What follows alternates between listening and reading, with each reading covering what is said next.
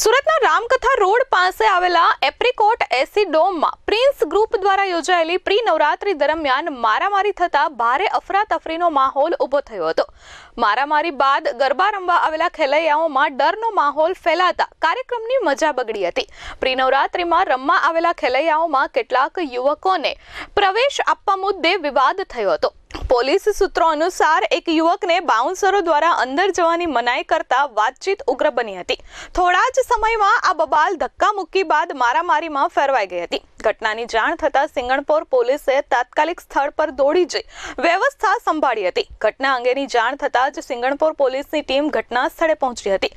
પોલીસે બંને પક્ષોને સમજાવી મામલો થાળે પડ્યો હતો। ત્યારબાદ પ્રિન્સ ગ્રુપના મુખ્ય કાર્યકરો અને ટીમ મેમ્બરોની સ્થળ પરથી ગાયબ થઈ જતા મામલો વધુ વણસ્યો હતો, જેના કારણે પોલીસને પરિસ્થિતિ સંભાળવામાં મુશ્કેલી પડી હતી। જો કે આ મારામારી બાદ ખેલૈયાઓને પડેલી હાલાકીનો વિડીયો સોશિયલ મીડિયામાં વાયરલ થયો હતો। Bureau report S24 news, Surat.